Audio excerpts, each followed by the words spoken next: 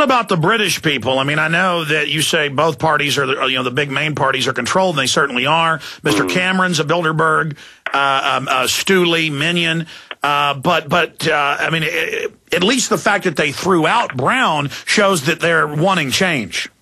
Well, it does show they want change, but what we finished up here with in Britain is a very floppy coalition government. Cameron's Conservatives are in bed now with the most Euro-fanatical, most anti-democratic Liberal Democrat Party. So whilst we've got rid of Brown, I'm afraid things ain't no better. Because now people have got to have time to wake up to the fact that he's running a con on them. Let's come back and talk more about the future of Europe and how you see England responding as Europe collapses. Nigel Farage is our guest, member of the UK Independence Party, former leader. Nigel Farage, looking at the political landscape, I was talking during the break, I said, what do you think is most important? And you said, well, people think they've elected Mr. Cameron and gotten a change. They need to understand it's controlled change. They need to elect truly independent parties. And you see the UK Independent Party really surging and growing and being ignored by the media and demonized when they do cover it. And it's the same thing here. Now, every incumbent in the primaries, every incumbent is being defeated. Every establishment candidate is being defeated. So it does look like the awakening's happening. And I think as soon as people figure out that things stay just as bad with Cameron, just like with Obama from Bush, there's going to be a very fast wake-up here. Can you give us your take on that?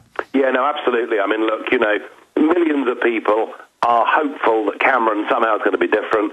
But, the penny's going to drop, and they're going to realise that actually they've got somebody that looks different, sounds different, appears to be more reasonable. But the reality is we have surrendered our sovereignty. We have given away our ability to govern ourselves, and it doesn't matter a damn anymore who is sitting in number 10 Downing Street. And that's why parties like the UK Independence Party are going to continue to grow. And frankly, that's what you need in America. Because again, I'm looking at it from 3,000 miles away, but I don't see the Republican Party actually offering any proper opposition to Obama. So start seeking alternatives. Start seeking candidates that have actually got the courage to stand up for democracy. At the end of the day, what this really comes down to, it's a battle of democracy versus bureaucracy. And the global governments, they don't believe in democracy. They believe that they know best. They don't want the voters to change things. And that's the great battle. And I think we should really take heart, because people are, all across the Western world, waking up to what's being done to them. And that's why the system is scared. You probably haven't had a chance to see it. I don't like to talk about myself here, but this is such great news. Zbigniew Brzezinski 3 weeks ago said to the CFR, for the first time the entire world is awake, our world government's in trouble. And now Bilderberg, a reporter for The Guardian, who, by the way, went for the first time last year making fun of us, now he knows how real it is, he was there when they shut it down and closed it, and he overheard at dinner the main Bilderberg managers, the minions, before they arrived, talking about, oh, these horrible protesters, oh, that Alex Jones bullhorned us in Canada and in the U.S. It's so scary. Will they attack?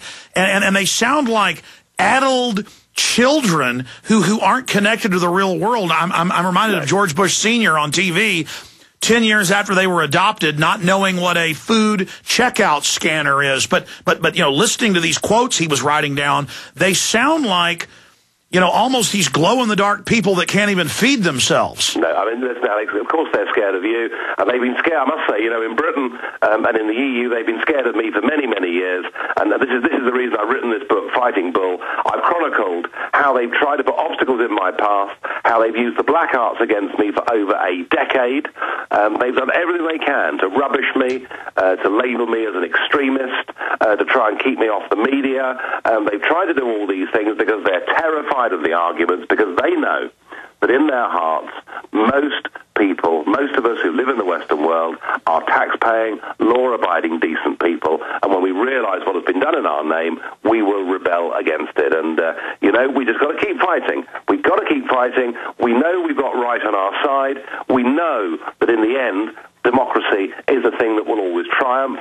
We know that every time in the past there have been these experiments, whether it's communism, European federalism, or global governments, it does not work. So, listeners, remember that. Bad though things are, be optimistic, don't give up and keep fighting. Well, in the last minute or two we've got, that is what's exciting here, is that reading these quotes, I mean, we're just normal, nice people that want freedom and sovereignty, and they're scared to death of us. They're scared to death of you.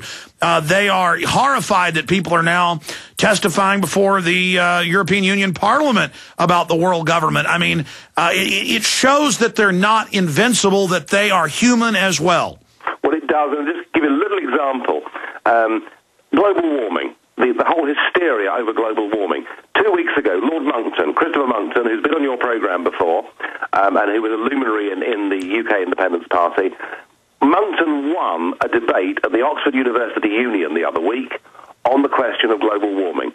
2 years ago, with a young audience who'd been brainwashed, that would have been unthinkable. Completely unthinkable. And it just shows that through the efforts of all of us to make the arguments, to connect with the people, we're beginning to win. If you just have right on your side, as the Texas Ranger founder said, that a man in the wrong can't stand up against a man in the right if the man in the right keeps on a-coming.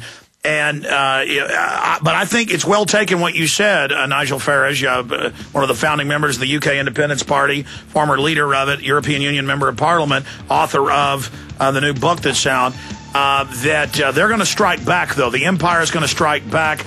Give us the name of your book one more time. It's Fighting Bull. I am the fighting bull of British politics. I'm the fighting bull of European politics. And you know what? A plane crash isn't going to stop me.